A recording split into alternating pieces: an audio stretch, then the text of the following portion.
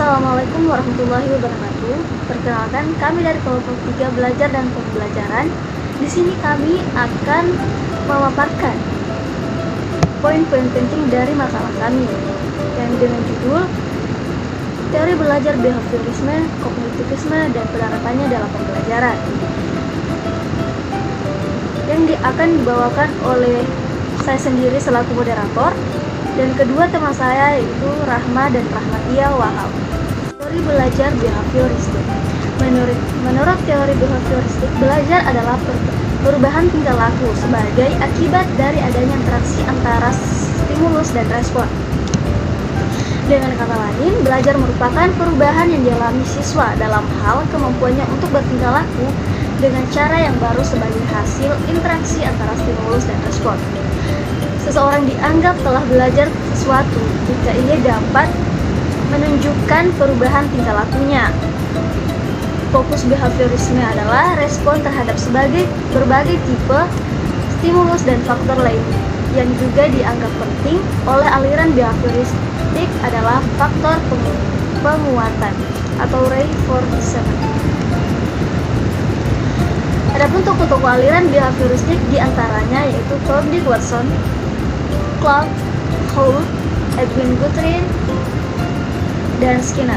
Pada dasarnya, penganut aliran behavioristik setuju dengan pengertian belajar sebelumnya, namun ada beberapa perbedaan di antara mereka, yaitu menurut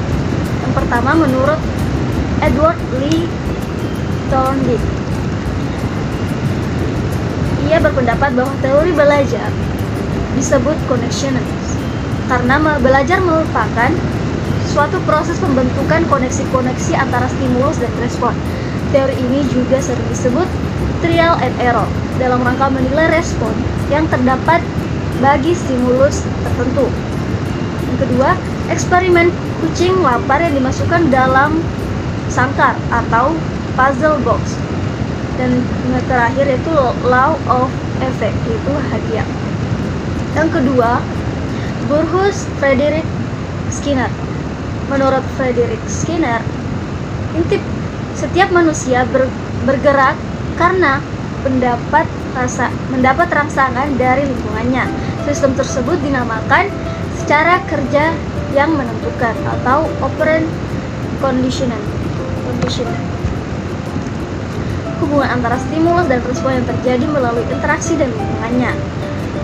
Eksperimen tikus kotak Skinner, dan yang terakhir yaitu penguat atau reinforcement. Tokoh yang ketiga yaitu Robert Mills Gere. Ia berpendapat bahwa mengembangkan teori conditioning of learning yang mengarah pada hubungan tujuan pembelajaran dan kesesuaiannya dengan desain pengajaran. Objek langsung dan tak langsung, belajar merupakan perubahan tingkah laku yang kegiatannya mengikuti suatu hierarki kemampuan yang dapat diobservasi atau diukur. Teori belajar hierarki top down. Dari buku keempat itu John Brodess Watson.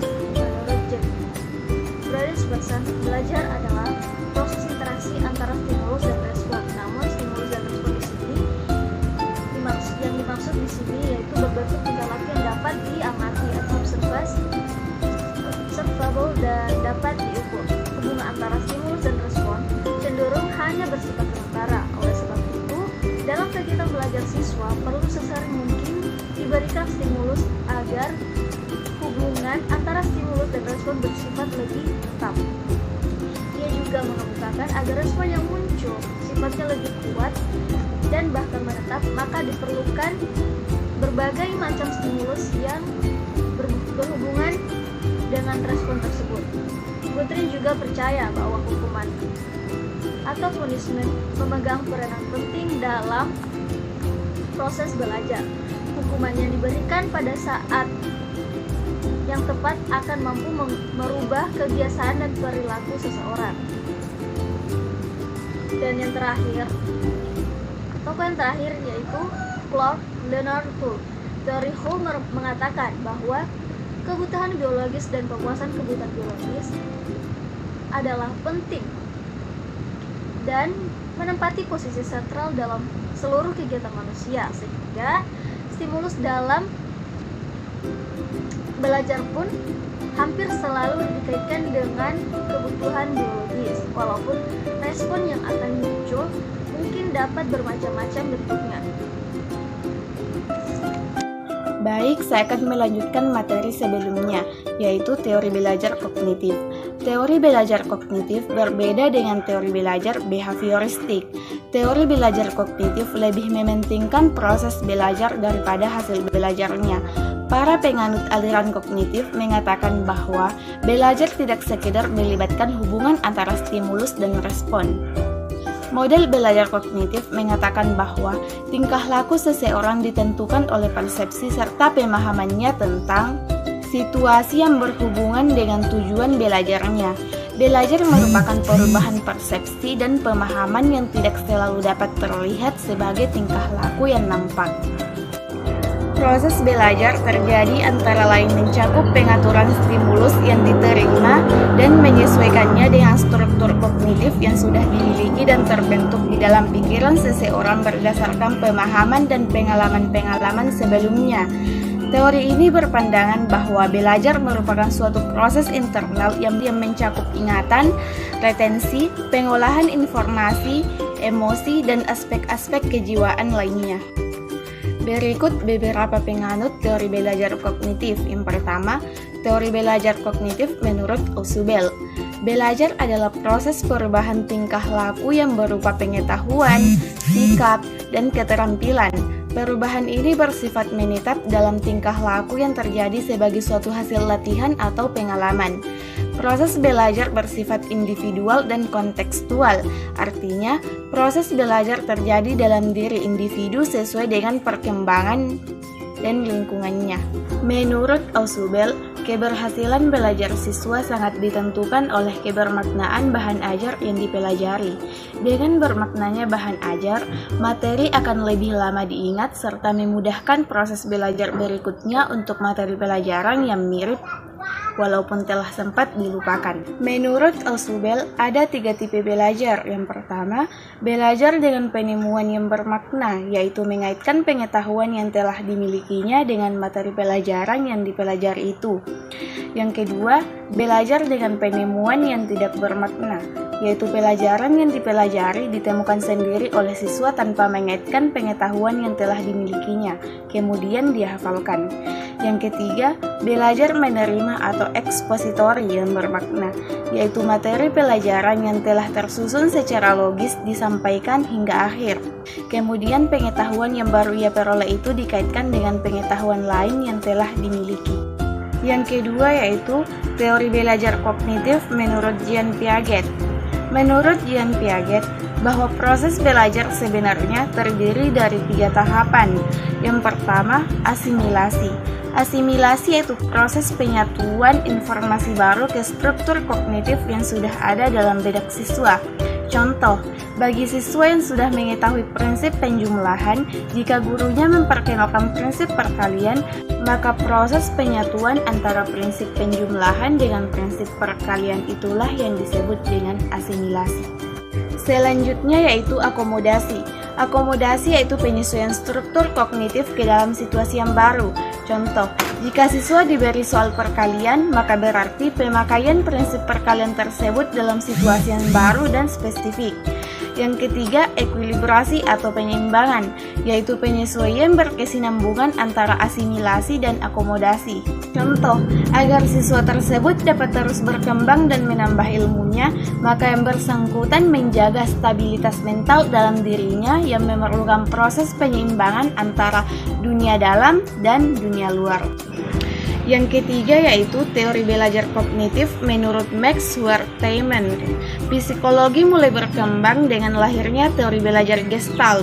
Peletak dasar psikologi Gestalt adalah Max Wertheimer pada tahun 1880 sampai 1943. Teori Gestalt ini menyatakan bahwa yang paling penting dalam proses belajar individu adalah dimengertinya apa yang dipelajari tersebut. Oleh karena itu, teori belajar Gestalt ini disebut teori insight. Proses belajar yang menggunakan insight mempunyai ciri-ciri sebagai berikut. 1. Insight tergantung pada kemampuan dasar. 2. Insight tergantung kepada pengalaman masa lampau yang relevan. Ketiga, insight tergantung kepada pengaturan situasi yang dihadapi. Dan yang terakhir, insight didahului dengan periode mencari dan mencoba-coba. 4. Teori belajar kognitif menurut Jerome Bruner. Bruner memiliki pandangan mengenai proses belajar, yaitu langkah-langkah bagaimana memilih, mempertahankan, dan mentransformasikan informasi secara aktif, di mana perhatian tentang kognitif Bruner centered pada masalah apa yang dilakukan manusia dengan informasi yang diterimanya, memperoleh informasi untuk mendapatkan pemahaman yang memberikan kemampuan tersendiri baginya.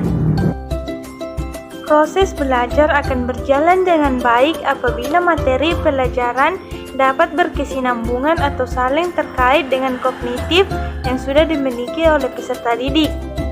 Salah satu teori belajar kognitivisme yang berkembang, Discovered Learning, metode penemuan dari Jerome Bruner, yaitu 1. Pembelajaran berbasis lingkungan, 2. Pembelajaran dengan percobaan, 3. Pembelajaran pemecahan masalah. Baiklah, saya akan melanjutkan materi penerapan teori belajar. 1. Penerapan teori belajar behavioristik.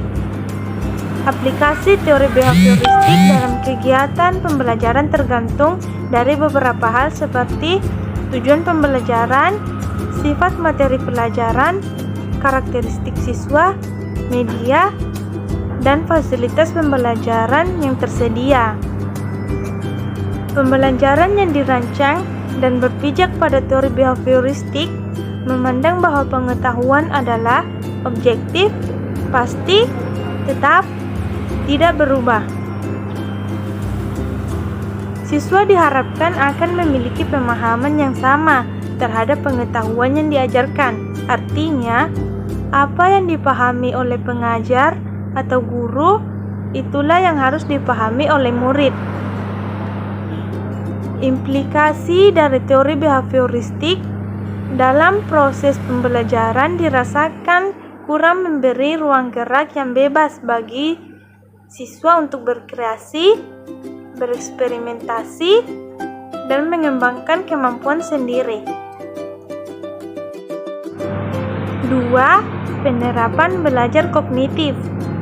Belajar tidak sekedar melibatkan hubungan antara stimulus dan respon, tetapi lebih dari itu, belajar melibatkan proses berpikir yang sangat kompleks. Siswa bukan sebagai orang dewasa yang mudah dalam proses berpikirnya, tetapi mereka mengalami perkembangan kognitif melalui tahapan-tahapan tertentu. Siswa harus diberikan kesempatan untuk belajar sesuai dengan kemampuannya, sehingga pemberian waktu belajar untuk setiap siswa harus fleksibel.